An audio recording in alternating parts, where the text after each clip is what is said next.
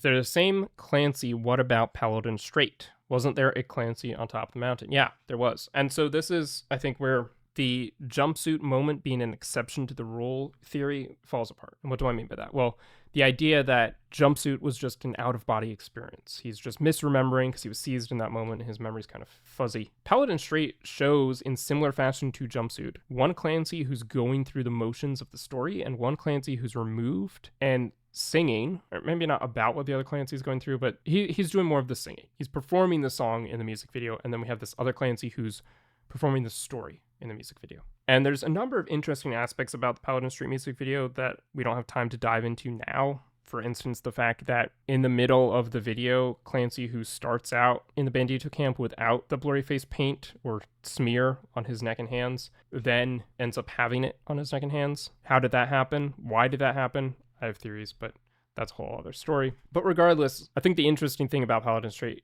and other videos like it is that it shows the two different Clancys at play, the one who's watching, the other one going through the story. Why is there one watching the other one going through the story? Why is one removed in this other separate location and one going through the actual events of the story? We don't know for sure. I think my working understanding, my working theory is that he's trying to learn from the past Clancy's mistakes. He's sort of the next Clancy who's going to take on the cycle now that this Clancy has become a new bishop. I always assumed Tyler was separate from Clancy because of the livestream experience. My theory is that the bishops accidentally took Clancy thinking he was Tyler. They accidentally took Clancy thinking he was Tyler? Do you mean Tyler thinking he was Clancy? Does he have an actual name before Clancy? We all know is a title, but there are multiple. Do they all have different names beforehand? Well, Haley, sort of to that point, we do see him called Tyler, and we do see Josh called Josh by the hosts of Good Day Dema in the livestream experience. That's another thing that I think we need to spend more time on in the story. Like, what is going on there? Why does that happen? It isn't clear to me. I think the simplest way of looking at it is that Clancy and Torchbearer are titles. My hesitation with saying that is because the titles theory often leads to people saying that Clancy is a title worn by multiple different people. I think it's always something that's held by Tyler. And I think the Torchbearer, in similar fashion, is always something that's held by Josh. I don't think multiple different people over the years in Dema have been Torchbearers. And I don't think multiple different people have been Clancy. I think Tyler and Josh have always filled those respective roles. However, I do understand how there could be a sense in which these are titles of roles that these two people keep filling, and that their real names inside Dema are Tyler and Josh. You know, just like the mayor of a city, and you might refer to them as the mayor, but that's not their, given name. It's not their first name. It's just the title that people refer to them as. And perhaps they've been the mayor your entire life. It's always been the same person, but they also have this other name. So anyway, that could be one way of looking at it, kind of making sense of the Tyler and Josh first names existing within the world of Dema, because it's a bit of an odd moment. I had pictures and everything of him not really acting like himself for half the live stream. It seems off. Yeah, I mean, he was being forced to do a propaganda piece for his enemy, so that makes sense. Clancy and Torchbearer may be monikers that are representing thematic elements of certain archetypes within Dema. Potentially. Big with Alex says, I think it also takes away their power in a sense by using their true names. That's a fair point. Yeah, that is certainly a theme that we see throughout history, certainly in antiquity, I think it is. There's a sense in which knowing someone's first name gives you power over them. This is why biblical scholars often say that God refers to himself as I am who I am in the burning bush when talking to Moses, because he's not going to grant Moses the power over him that having his real name would give him. I think that's a fair point that Alex makes. Red K5, I really liked this Clancy. Why did he say that? Make it seem like all the Clancys had different personalities or different mannerisms seemed off.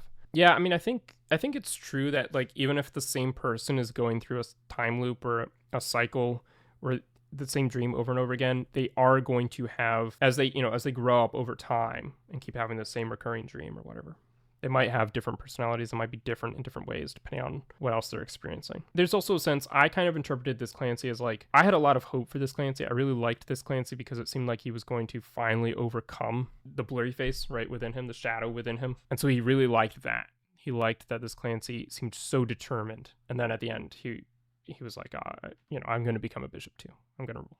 And sort of succumb to his pride. And so that was part of the Torchbearer's disappointment, having seen Clancy go through that again and again and again. Setting Clancy free temporarily is the most obvious way for him to arrive back where he started with a different view. Yeah, that's true. My main problem with that is they know the banditos are outside the walls. From a bishop's perspective, it seems likely, it stands to reason that Clancy would just go and join the Banditos and not come back. Have we ever gone over the fact that there are different initial lyrics to Dragpath and the Clancy Digital Remains, not the Breach Digital Remains? I don't know if I ever actually did like dedicate something to that specifically. I think I've mentioned it in an offhanded manner. I assumed that's just a result of the evolution of these songs. I mean, we look at all sorts of, this is actually something I might go over in the stream. As part of the, maybe it was a fan premiere exhibit, maybe it was a pop-up thing, there were a bunch of handwritten lyrics for several 21 Pilots songs, not just lore-related ones, you know, in Tyler's handwriting that had sometimes different versions of the songs, different lyrics than what you see in the final song. My point is, it's not unusual for these songs to evolve from the original first draft or even the second draft into what they finally become as a finished song. And so I think the Dragpath lyrics being different, yeah, there could be something really key and significant about that, or it could just be that that was the first draft of the song, and then what we got was the more refined, finished version. Not a bad point, but I think I'm afraid the answer might be a little more boring. When did I become a fan? I don't remember the exact date. It was, I want to say it was like early 2017, because I was listening to Blurryface for a good while, and then I discovered some of their other music, and then they released Jumpsuit and Nico and the Niners, and we're starting to roll out Trench.